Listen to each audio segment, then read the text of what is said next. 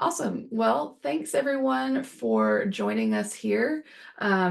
Great to see so many folks who are excited about customer onboarding and that experience. My name is Erin. I am the Director of Technical Services at BridgeRev. And we have a great co-host today, Shareil Nariman. He is the Head of Customer Success at Arrows. So we're going to be talking about just some really innovative tools and strategies that you can use to level up your onboarding experience. So we'll talk about why that's important, and especially why you want to have a lot of clarity around the process when you're onboarding clients. Another big aspect that we'll want to cover is managing that change within your organization and being able to really engage new customers. And with Arrows, there's a ton of really cool tracking that you can do, and you can really get a lot of insight into how people are moving through the process. And so you can be proactive with your outreach in that way. At the end, we'll have a Q&A session, and I'm going to try to be as brief as possible. I think I was just saying how long-winded I am, but we're going to try to be as brief as possible because we have a really cool demo. And with that, I will turn it over to Shareil. Thanks, Erin, and thanks everyone for attending. Onboarding is very near and dear to my heart, so I'm a little biased, but love seeing other people also care about the topic.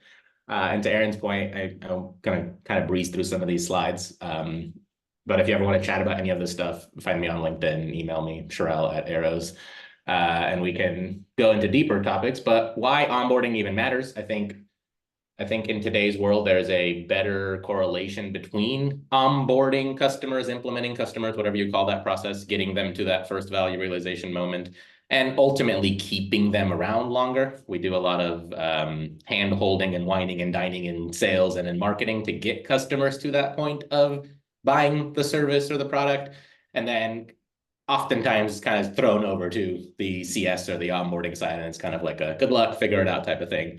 Whereas what we're trying to say here is that first impression does really matter. Oftentimes customers have questions of, all right, what is next? I just paid you a lot of money and went through this rigorous sales process. What's to come? And then good onboarding really just gets customers to that moment of value, hopefully sooner than later. And that doesn't mean all of a sudden they are experts or pros inside of your product or service. It just means they know how to use it. And then it's on you, obviously, to maintain that success over time. But the sooner you can get them there, the more likely you are to keep them around and in turn retain that revenue. So having that structure is valuable. From the customer side, where it becomes important too is, again, some of that satisfaction, that wanting to know what's next versus the long drawn out emails we've all sent or the back and forth of what to go do. When done well, good onboarding increases the chance a customer sticks around longer. It doesn't obviously equate to retention every single time. There can still be some misset expectations or things that they thought worked a certain way but didn't. In that is also obviously lessons where you can restructure your sales and marketing and all those comms that go around it. But ultimately, good and fast implementation does result hopefully in better customer and in turn revenue retention for you. And the truth is, people talk about it. Like at the Arrows side, I see it daily. We have an onboarding software, which is what Arrows is, and I'll show that and get into it in a minute. But we often have people come to us and say, we heard about your product because we were onboarded by so-and-so using your product. So that impression does last. And when done well, it can also be a lever for actually marketing and getting more customers to you. And then lastly, it does kind of set that longer term tone and expectations. When customers, like I said, get that hand holding and that love early in sales and then also feel that experience in onboarding, they begin to think, all right, well, this is how this relationship is going to be in support, in success, and those ongoing interactions. We say onboarding never ends as one of our marketing phrases at Arrows. And I mean that in the sense that it is a long-term thing, and if done well, it should build that trust. It should instill professionalism. It should have that foundation for your QBRs and renewals and so on later. That doesn't mean onboarding shouldn't have an end state. Customers still need to know, like, these are the things I did. This is where I ended. Cool, I am now on to success or retention or activation or whatever you call those next phases in your life cycle. But that foundation sets a tone going forward. And I think when done well, it also encourages customers to do their homework, to set up their bits, to keep going. And hopefully what that means for you is longer retained customers. Longer retained customers means that value or that money that you spent on marketing sticks around. And then overall gives you a better chance to grow those accounts, make them longer contracts, and keep them around, hopefully not wasting that time, energy, and money that you just spent on marketing and sales. So having a structure helps in that regard. The other piece where structure, I think, is extra important, especially with tools like Arrows, is you can actually learn from that structure and learn from your templates and learn from your plan. So in common examples where onboarding falls apart, it is because there isn't clear next steps. It is because communication gets lost either in long email threads, or you're emailing potentially Erin, but you should be emailing Shareil for that question. So again, delays in communication. It's also really hard to optimize something that isn't structured or documented, because at the end of the day, you're just guessing. Whereas if you have a structured process, and this goes back to that onboarding never ends piece, like there is no perfect onboarding plan, there is no perfect onboarding template. That's just not a thing. But if you are sharing plans with 20 customers and 15 of them get stuck on the same task, that's a bad task. But now you can identify that in your process and jump into that piece and fix it. And enough of those little fixings is how you actually compound and grow your onboarding program. So when we say things like you should always be optimizing it, it doesn't mean sit and spend, months at a time trying to come up with that perfect process, because again, it's not a thing. But instead, having that structure allows you to jump in, see where those gaps are, fix some of those bits, and also learn things like I've had this in my own experience often, where I have often presented things too early to customers, trying to highlight or show off bigger value. And this is especially true in HubSpot because it is so powerful. You have so many automations and workflows. And as Erin will get into in a bit, you can do a lot with it. And I used to try to highlight a lot of that early on in my onboarding process, and then realize it actually is overwhelming and too much for customers early on. So again, having that structure is just a place where you can go back to and ask yourselves honestly, is this working? Where are customers getting stuck? Which parts maybe we can talk about at month 3 instead of day 3, and instead of overwhelming customers, give them a chance to actually get to that value. None of that is possible without having a structured plan in place to then optimize.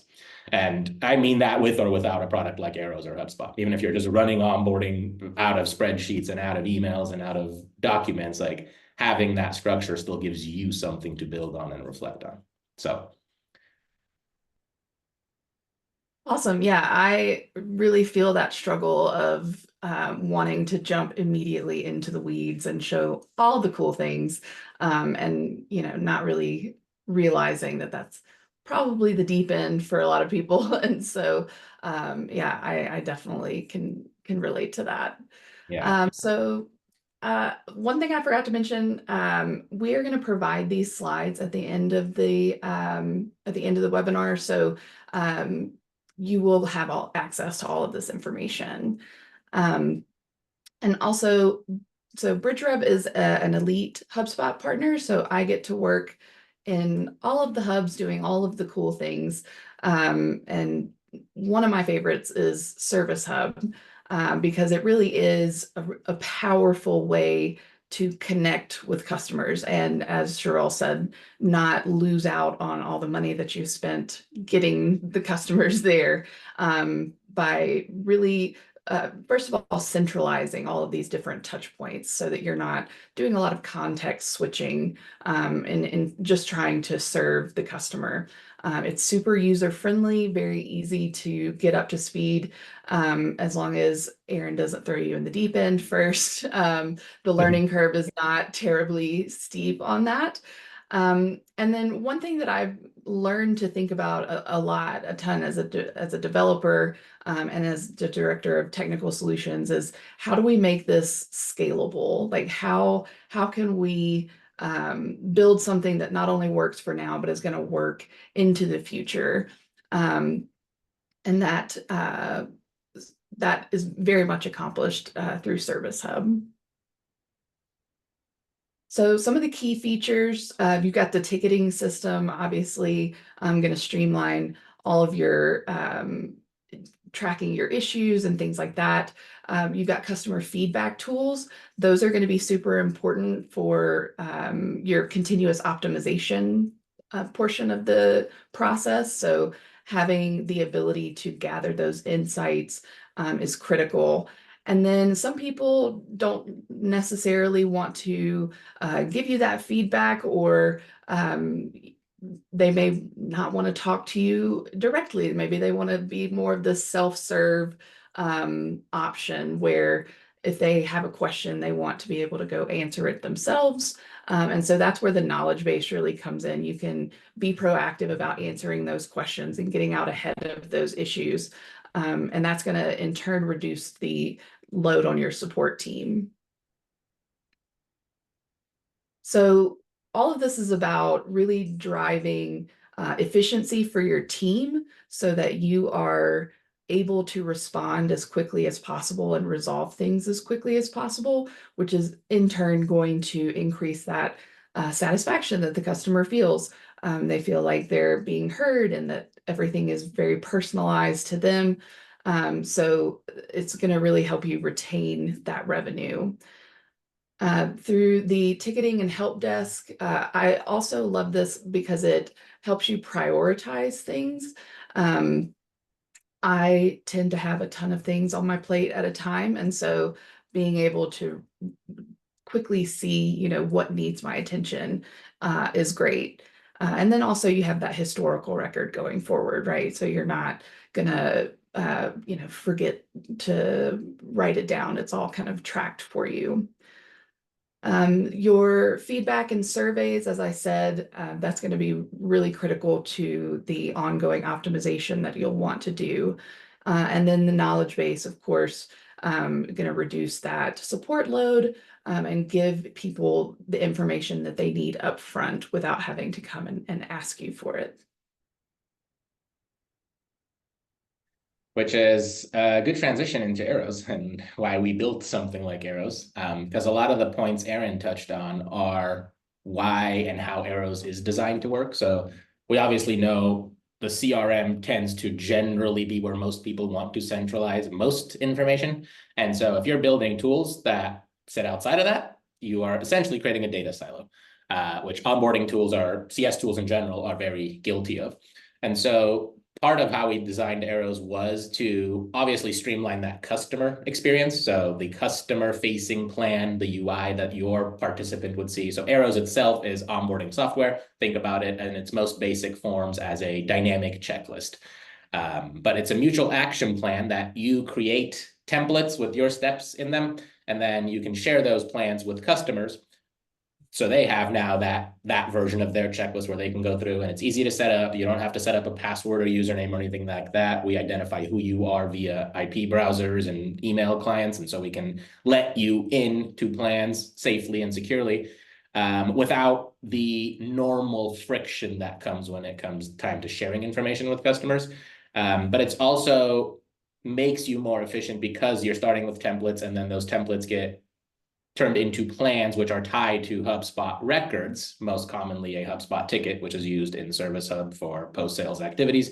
But then the data flows between those two things. So it's easy on the customer. It allows you to capture multiple different processes at your template levels. We also have dynamic features that allow you to show or hide specific tasks or sets of tasks in the plans based on conditions in HubSpot. So it allows your team to be far more efficient too.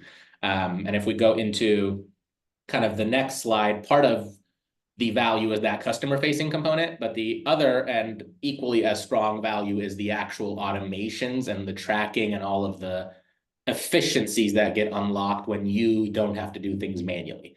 So Erin touched on this a little bit, but obviously capturing information in HubSpot is valuable. Arrows allows you to do things like sync forms directly to HubSpot properties. So if you ask a customer, what are your goals? Now you're eliminating the need for me as a human to hear that on a phone call, capture it in a note, transfer it to HubSpot, put it into the right property. That stuff gets streamlined and automated much more quickly. The tasks themselves also automate for customers in the sense that they get displayed at a certain time. You can put in gates or blocks along the way to prevent people from going forward. A commonly used one in my examples is things like, I don't actually want you to book time with my teams until you have completed certain things like paying for your invoice or answering a set of questions. And that actually makes us more streamlined because we're not having to then chase back and forth to see where you are in the process.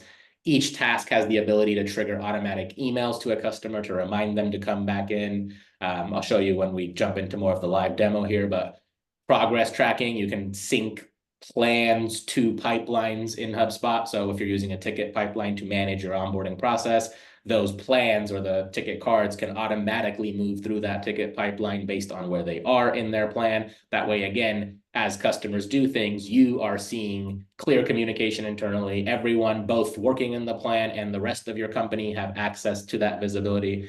And that's kind of what we touched on earlier, how you build structure, how you optimize on that structure. So if enough people get stuck on something, you can see, all right, that was a problem. If enough people have the same feedback, that's a challenge that we need to go address. And then as a CS leader, I can always see high level where people are in that process. And then the arrows and HubSpot integration is where things get really powerful because it is a true two-way sync. You can pass upwards of 50 data points about plan activity into HubSpot properties. Once they are in HubSpot, as most of you know, you can use them for reports and dashboards and workflows. In chatting with Erin over the last few months, that's where she geeks out a lot because now she has a ton of data that she can go use in her automations and in her solutions engineering's world to actually automate stuff internally as well. Which just, again, keeps everything centralized, keeps everyone in the know. My sales teams don't ever have to ask me where a customer is in the onboarding process because they can go to my onboarding pipeline. If they want to go a layer deeper, they can open the actual ticket that plan is tied to, look at those properties. I'll show you all that stuff in a bit. And then as far as the customer is concerned, again, everything's in one place. So much like us trying to centralize stuff in our CRM, customers also don't want to dig through multiple Google slide decks and spreadsheets and emails to find an answer. And the more disjointed that becomes, the more likely you are ultimately to lose that customer, lose that ability to make a first impression, and worst of all, lose that opportunity to get them to see that value they paid for, which is why we call it early lifecycle churn. Really, it's just bad onboarding and bad implementation and bad process management for that customer, which results in churn, which is obviously what we're all trying to avoid. And then I touched on this a little bit, but kind of to summarize how Arrows actually enhances that process is a lot of that automation, is a lot of that data being passed back and forth, is giving customers a more clear visibility into where they are. On your end, as the user of Arrows, you also get an activity feed. So I can see things like Erin has actually opened this plan 10 times and has made progress. Great, leave her alone. Or she opened this plan 10 times, keeps looking at this one task and not doing anything with it. Now I can manually reach out to her and use my human time far more effectively in that process to get her back in and engaged and so on. And because of their dynamic components, they feel and look very tailored and personalized to that specific customer. But behind the scenes, you as an admin have to do less and less work to get them to that state when your templates are set up with those automations. So in my day job, I can actually create a very customized onboarding plan for someone within the click of a few seconds because I spent some time setting up that world and those automations on the template level, which allows me to then really, again, enhance that customer experience.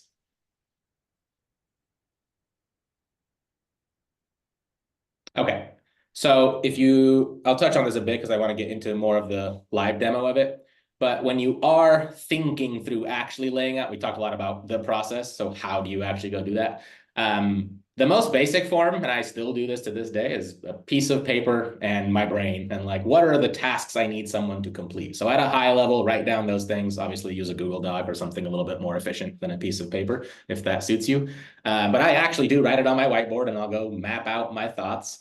And then I go through the activity of, does a customer actually have to do this in order to realize value? Because there is a lot of things I want you to selfishly do in my process that benefit me and my business, but they might not benefit you, or they might not benefit you on week 1 or week 2 of your onboarding journey. So mapping out that rough steps and the rough timelines, asking yourself, is this something the customer has to do? Is this something I need to do? And really making them manageable and concise is probably the best word, but manageable and concise steps. And what that means to me is like singularly focused actions. So something that I can read, I can quickly understand the task name, have a sense of how and why to go do this, and then actually go do the thing. And this is where things like most products, most tools, most products, most services, things have to get repeated multiple times, right? So I'll use the arrows example, where in my onboarding plans, what I'm trying to get you to do is send your first customer-facing plan.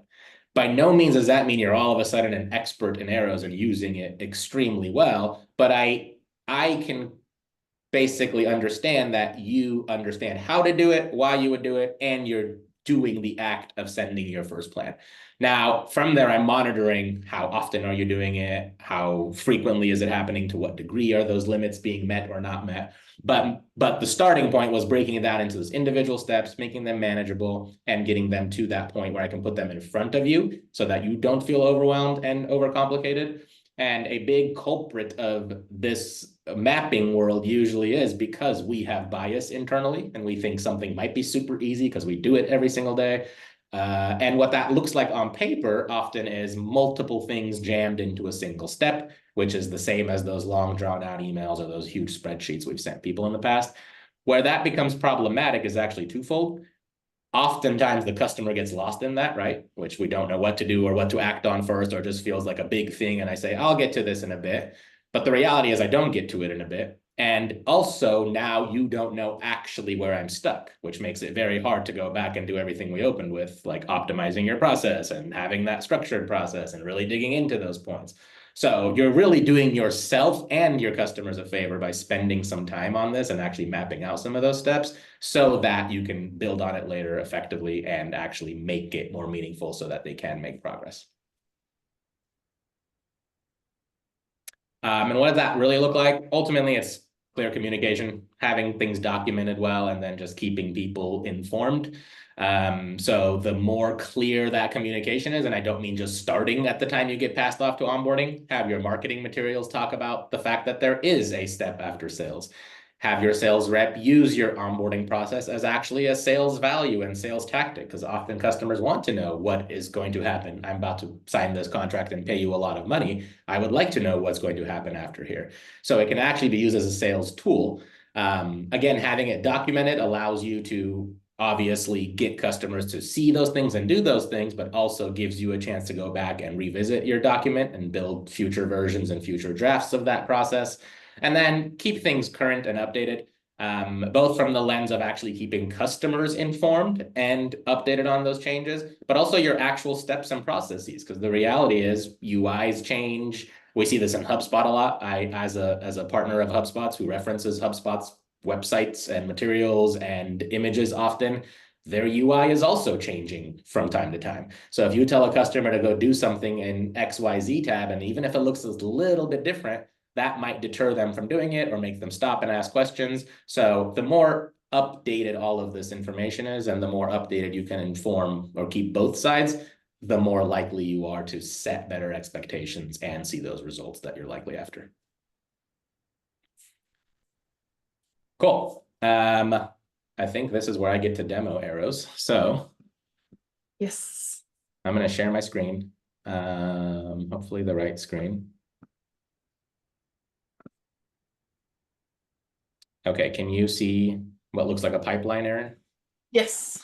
Okay, so I am in Service Hub. I'm looking at a ticket pipeline, and I'm going to jump between a couple of places, but essentially I want to show you Arrows, the plan, show you how Arrows talks to HubSpot, and then show you what you can do with some of that reporting and dashboard work. And hopefully I can do all that in about 10 minutes, so I can give Erin some time and we can leave some time for questions as well. So let me start with the plan level. So I talked a lot about Arrows, the actual software. So here is an example of an Arrows plan. This is what your customer would see when you share a link with them. And essentially, this is just a set of steps and tasks that you want a customer to complete. So think about these as different phases and individual tasks in them. You can kind of get a sense here that tasks have a name, they're assigned to somebody usually, they have due dates on them. That's what begins that layer of automation. So it starts to trigger emails to people when something is due or overdue, draws them back into this. The idea is everything is consolidated into one place. You as a manager can always jump into different edit modes and view modes, which I'll show you in a second. But ultimately, the customer will see exactly what we're seeing here. When they open individual tasks, I had already completed that one, so my embed broke. But you can see here things like this is a form. The power of this form, though, is the ability to sync it to HubSpot. So what I'm doing here is I have a form, but it's updating a direct property in my service record for this integrations piece, and I'll show you how this works in a second. The other component of Arrows is all of those data points that I mentioned about plan progress that get pushed into individual HubSpot properties. So we give you access to about 50 of these things. So things like, what is the current task name? How many days have they been on it? What % of their plan is done? And then far more detailed individual task items too, for like who is a task assigned to, when it's its due date, and so on. That is a lot of data, but what it ultimately means for you is individual properties in HubSpot that then you can run reports off of, have visibility into, build dashboards off of. So if I show you a live example here, I'm going to jump back to my ticket pipeline. These 5 records here are all attached to individual onboarding plans. You can set up automations to automatically create these. So I have a workflow when a deal hits closed 1 inside of my sales pipeline.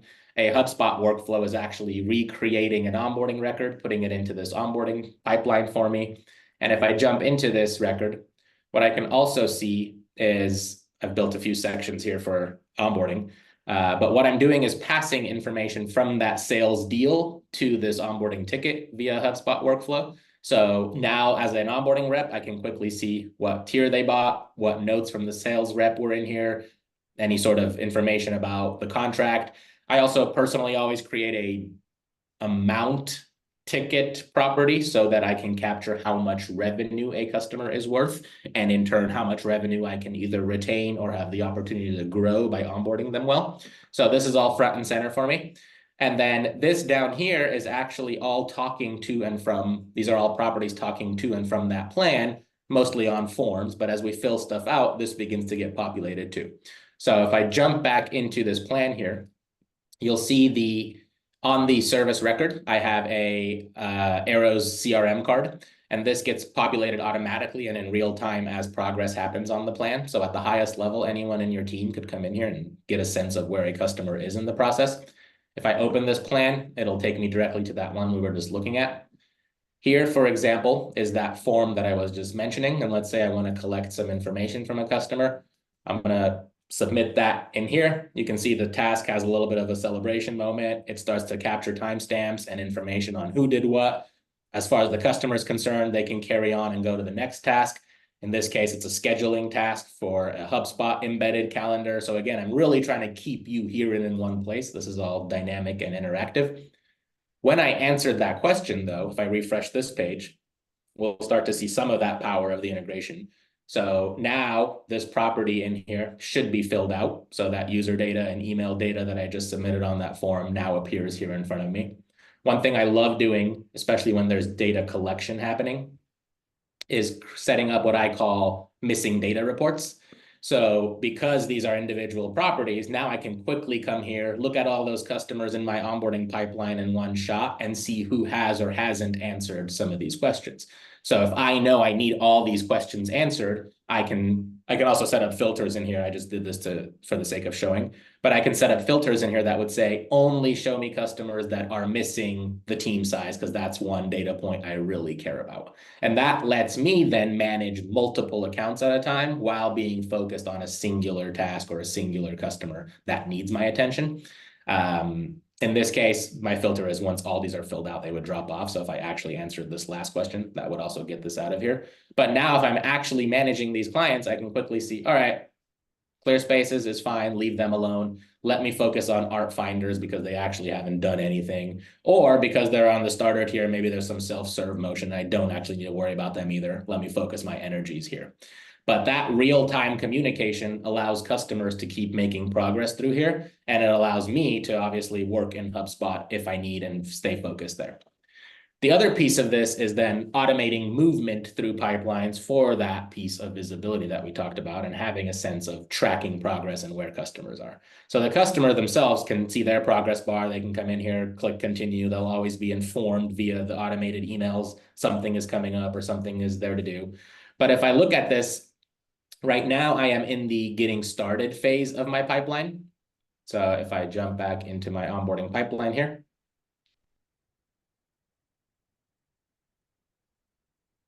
that Acme Industries is still sitting here because it's in that phase. HubSpot or Arrows has pipeline automations as well that essentially lets you directly write to that ticket status and update it directly when a certain activity happens. So the way I have this one set up is when this phase is done, move them into this phase in my pipeline as well. So if I did come in here and actually book some time, that would automatically mark that task complete. Because that's a HubSpot calendar, it's automatically put onto my Google Calendar. I get notified that an event has been booked. I have all the activity data and all that tracked, obviously. But now also this phase is completed. So that means my current phase is account setup. If I jump into here and refresh this page now, we should see this card move from here to here if all went to plan. And we can see it updated itself to this stage now. So this, again, allows the customer to keep doing what they need to do, and it allows your teams to be fully informed of where they actually are in the process. In this example, I'm also customizing this card with one of these arrows data points that I mentioned earlier. So I can see they are in this part of their onboarding, and they're on this very specific task to update their team's permissions. And if the customer were in here continuing to make progress, that automation keeps going. And let's say I have a team size of 100 and they're all remote. Great, let me submit that. And again, all of that will refresh in here. So now all those answers start to fill in here. And as the onboarding rep, this is my starting point every day. I go to my pipeline, I can see where a customer is. I can quickly get a sense of what information is missing or not missing from them. This is also all iframed directly into HubSpot. So if I wanted to view my plan in here without even needing to leave, anyone from your team can come in here and get a sense of what's going on the plan. Because they are live and dynamic plans, every task and every plan has a unique link. So if I ever wanted to email someone directly and say, hey, Erin, can you actually re-answer this question? I can send her directly to this link. But again, it keeps everything centralized in here, both for her as a customer and me as the onboarding rep. And I think as importantly, everyone then in my organization has access to all that information. So as customers make their way through here, fill out specific information, update tasks, mark tasks done, and or get stuck. That's the other piece of this. So if they're making progress, that's great. But we talked earlier about how to optimize, how to have clear structure, how to build on this, right? So if, again, I notice 20 people getting stuck on this same task, which you'll have data to look into that, I can then make an informed decision on, okay, let's unpack this task specifically. Is the task unclear? Is what I'm asking them to do unclear? Is where I'm sending them unclear? Is it just too big of a task that I have jammed into a single step? And that's personally how I've learned from a lot of my own plans and processes, which is figuring out where customers are going, where they are getting stuck, and then fixing that part of it. And Arrows itself gives you a bunch of data at the template level. So there are insights built into each template that will tell you, here's which tasks are getting completed soonest or latest. Here's where customers are getting stuck the most. Focus on that. You can layer in all sorts of features like gates and dynamic branching to show and hide specific tasks based on conditions being met or not met. The beauty of that is all that ties back to HubSpot. So you can update on the deal, what products that company bought, transfer that information to the ticket, then have the plan reference that ticket and show me those specific tasks or those specific phases that I need to care about or complete. And then lastly, because this is all just data at the end of the day, passing to and from HubSpot, you can then set up reports and dashboards and all sorts of different views. So on the pipeline view, as an example, I'm using these tags to identify when a customer is or isn't stuck or some sort of event has happened. These tags are a HubSpot feature, but they're being powered by Arrow's data in this case. So one of those 50 properties that I mentioned is how many days is a customer on a task. And in this case, I'm doing a formula that says, if a customer's been on any task for longer than 3 days, add a stuck customer tag to them because I want to be notified. In a realistic world, I do things like a week at a time because I think some progress should happen within a week's time. But again, now looking at this from a high level, whether I'm the person managing this, whether I'm the sales rep coming in here, whether I'm some executive leader that just wants a sense of what's happening in onboarding, I can quickly get an idea at the highest level. If I want to go a layer deeper, I can go into the ticket record itself and set this up in a way that makes sense for me, show some of those data points if I wanted to, get a high-level overview of this actual CRM card, go into the plan if I want to go to the deepest layer of understanding.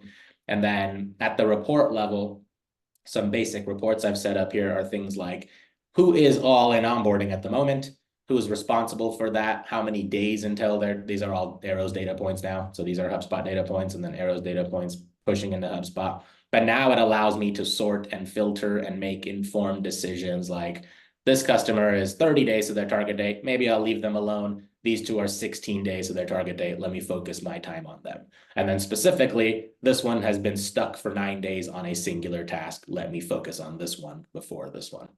This is obviously a very unfiltered or high-level report, but then you can filter this down to specific things like only show me customers that have overdue tasks or only show me customers who have been active for X days and under X% plan completion.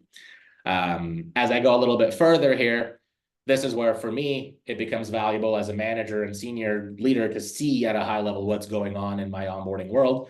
Here are all those accounts that are in my pipeline currently. And then I'm filtering this one down by what stage they're in. So I get a sense of where customers are stuck in that process. This is why I add that revenue amount, because I also want to have a sense of how many dollars are physically sitting in each of these buckets. And if I see, a huge amount or a huge percentage of money sitting in my earliest stages of onboarding, and I think they should be a lot further along, that to me actually screams potential churn risk and something I need to go focus on and spend time thinking about. And then I showed this one earlier, but another example of how I can just pull in data from those plans into one place and be able to quickly act on it. So I would really be focusing my time on ones where I don't have answers to certain things. And then part of this is obviously engaging with the customer and getting them to go do stuff. And the other side is maybe, again, something in the process is broken. If I saw everyone missing one of these answers, maybe my form was synced incorrectly, or maybe I'm syncing it to the wrong property or referencing the wrong property. So I like to joke, but I'm not really joking, where if you use something like Arrow's well, it also does force some CRM hygiene on you. And if some of that obviously involves some change management from the team, but if a sales rep now can fill out the answer one time and not have to go talk to the onboarding rep, and the onboarding rep can do their piece and not have to go back and forth so many times, that does drive some of that encouragement of using the software and using HubSpot correctly. And that really, to me, is what most of this boils down to is how do we keep the whole company informed with the right information, and how do we keep some of that planned progress happening on the customer side without disruptions to either side? Because the reality is, and in my case included, we all have challenges in our CRM. We all have HubSpot properties that are missing information or workflows that might not be triggering at the right time because required data isn't there or someone forgot to fill out a note. That's just real life. Customers should not have to feel that pain, or nor do they care. They don't. If me and Erin are working together on a deal, as a customer, you shouldn't have to think about or care about what we are doing behind the scenes, or what handoff notes we do or don't have, or what properties have or haven't been filled out. You just need to know what to go do and how to go do it. So when that whole ecosystem is playing together, it does force you to think about, okay, how does this work with the CRM? How does this work with the process? What can I automate off of this later? And then you get to do real fun things, in my opinion. Like, one of my onboarding questions in my actual plans is, what does your onboarding process currently look like today? That is information I have to collect anyway as a discovery question. What I have, though, is a form that answers or captures that information. When that form gets filled out, that's synced to a HubSpot property. When that HubSpot property recognizes there's a value in it, that triggers a Slack notification, which goes to my voice of customer channel. So now every customer that fills out that question, the entire company reads that answer, as they should, because we are building software to enhance the onboarding process. So now you get a peek into everybody's onboarding process in their own words. And often in that, for me, is one, the ability to go into that kickoff call with a far more informed lens on who are you, what are you trying to do, where are you trying to go with this? But also is a lot of feedback in that. As a business that's building software for this space, hearing how people are doing it today, or what workarounds they have, or what pains they have, is very valuable. And essentially, no one has to do anything in that process. The customer just has to fill out that question one time, and then all of the rest of that is automated. I get a notification that it's there. I get a notification when it's not there. The whole company gets a notification when that answer is actually visible. And it's little things like that that will help you over time automate and streamline and really make your process more effective. So I'll shut up there because I know that's already a lot that I threw at you. But at a high level, the integration and the way arrows can pass data to and from HubSpot makes your HubSpot usage far more impactful, in my opinion, and then keeps customers and your internal teams hopefully all on the same page and making progress towards their goals. Yeah, that's great. It's always cool to see just how much information you can pack into a single screen, really, like with the pipeline view or the CRM card, the way you have it customized. You don't have to kind of pick and choose a bunch of different places and context switch and go track down information. It's all just kind of right there for you, and for everyone on the team too, which I think is great. Totally. Awesome. So we covered a lot about gaining insights, but just some things that I want to reiterate here. You saw some customizable dashboards. So some of those reports and things, especially around, missing properties or how long something has been in stalled, things like that. All of that can be gathered because, like we said, at the end of the day, it's just data being passed around. And so reporting on that data in HubSpot is super straightforward. And you can really get a comprehensive view of where customers are, what they're doing, where they're getting stuck, and really apply that to how you're optimizing the process. And I think that's one thing that I have loved the most about arrows is you have so much more data. I'm a big geek, and more data is better data. So obviously I'm partial to that, but it's not something you can really get anywhere else. Like if you're using emails or a spreadsheet or things like that, you're really missing out on some critical insights that could help you not only optimize your process, but also increase the satisfaction that your customers are getting just by going through the process. Yeah, totally. Oh, and this is huge, being able to identify at-risk clients. So one thing about me is if I don't know what to do, I'm 1000% of the time going to procrastinate. That will be the can that I kick down the road a million times before I ever actually get to it. And so you can kind of start to see those warning signs of like, they were moving through the first few tasks, got those knocked out in a day, and they've been on this one for more than a week. So being proactive and reaching out to those people, and then optimizing the process around that, being able to see, okay, maybe my steps aren't clear enough. Maybe like we said, there's too many steps in a single task and it needs to be broken out some more. So it really gives you an opportunity to look at the user behavior in the actual pipeline and figure out where the best places to improve those touch points are. Yeah, and the other thing I think about there too is like we all have a bunch of tasks we need people to do, but the reality is there's a handful of milestone ones in there that have to get done, right? And so part of what I identify using that whole reporting and data passing world is specific task name is one of those data points. So I can do things like when task name equals schedule kickoff call, and the customer hasn't done it, like notify me, because that's one of those critical things that has to happen. I can also layer in like automatic gates and stuff in the plan to not actually physically let you go forward until you do that thing. But now also I know, again, where you're stuck. And then tied to some of that is HubSpot itself is building a CS workspace where you can have health scoring in there as well, right? And so to me, some of those milestones not getting done are indicators of that at-risk client. And so you can layer that as well into some sort of like, even if it's the most basic health scoring model without using the actual health score setup, just a yes, no, this person feels risky because they haven't done these 5 steps. And you can set up a world where all of that data gets passed to HubSpot and then you get notified. So I actually get HubSpot tasks created for me when customers either skip or don't do specific tasks. That way I can know, all right, Erin has fine, she's making progress, let her be. But this other customer actually is stuck and in turn is a churn risk. Let's unpack why. And then when they do churn, or if they do churn, at least you can understand, all right, we did flag that. It did, my hypothesis did come true.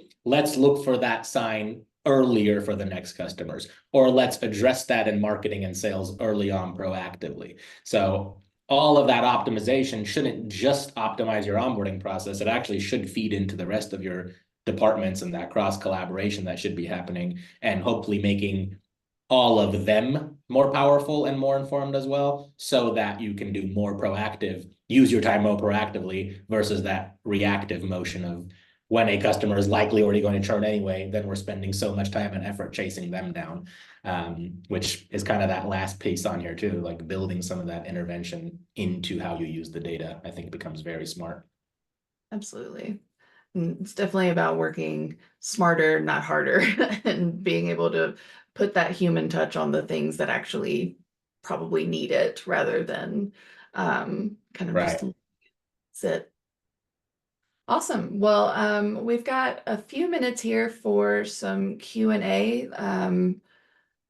I will check the chat. So we have one from LinkedIn and one from Zoom. So the one from Zoom is saying, I see that there is an onboarding tab in your ticket view. Shareil, this came out when you were doing the demo. How do I add that tab? Is that tab available on a deal as well?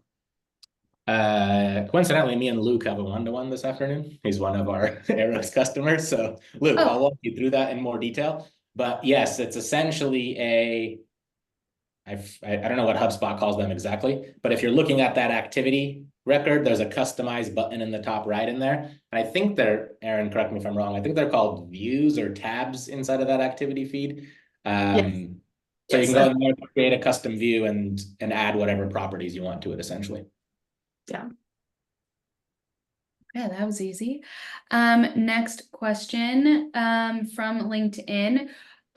Also for Shareil, would love to know what your favorite feature of Arrows is, and if you can share what's on the horizon for Arrows.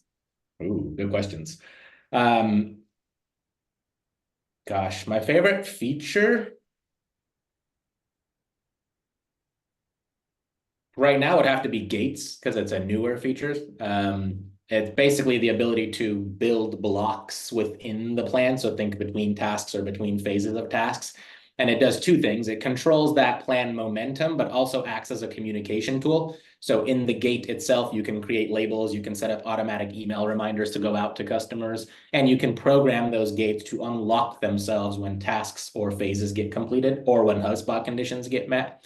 So why it's my favorite feature at the moment is it basically reduces the amount of manual work I have to do chasing customers or communicating to customers. So like a very common example is sign your contract before you can schedule a kickoff call with me, or configure these couple things in Arrows before you go on to the HubSpot configuration piece. So really what it does for me, the value is it reduces inbound from customers on questions that could probably be self-answered based on that setup. That makes it far more clear you have to do some HubSpot stuff before you can, or Arrows setup before you can do HubSpot setup, or make the two things work. Before that feature, my favorite one was probably just the automatic reminders. They are very, I use the word basic intentionally, but really their purpose is to draw you back into the plan. So it will just tell you, hey, Erin, this thing is due or overdue. Here's a link to go do it. And if you come back to that plan, the hope is that one, you'll obviously complete that thing. But now that you're here, the human psychology usually kicks in of, all right, I've made a little bit more progress, finished one more thing. Let me keep going to the next sets of tasks. So it's probably between those two that I'm kind of digging the most. On the horizon is we've spent a lot of time making the customer experience powerful. So the people you share plans with, and the integration powerful. So passing that data to and from HubSpot. We're building a lot of stuff going forward for the internal user of Arrows, the me's and Erin's of the world that are using plans and putting them in front of customers to further make our jobs easier and our jobs just more less manual, I guess. It feels very meta because I use Arrows, the product, for onboarding Arrows customers, and in turn, I'm learning from their processes and their onboarding plans and processes. But what I look forward to is how does it make my actual day job better and easier? And our intent is never to replace humans with things like Arrows plans. But if you can make me far more effective and make my job less annoying, I can do more with customers and in turn spend my time on more strategic, impactful conversations versus the how-to and setup stuff.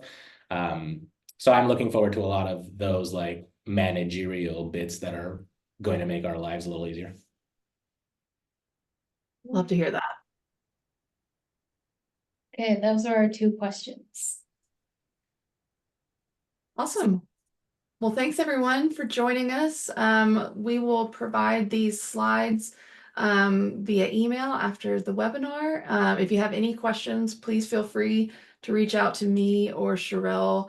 I'm happy to answer those. Hit us up on LinkedIn or via email, and we will for sure get those questions answered. Yeah, Thanks everybody again. It's good to see everyone. Bye.